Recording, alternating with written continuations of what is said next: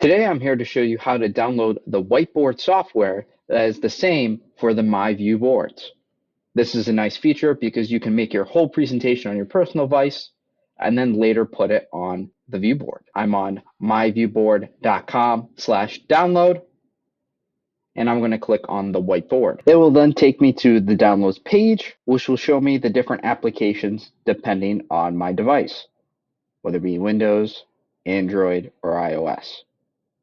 I recommend downloading the actual application for your device and use the Google Chrome extension as a last resort.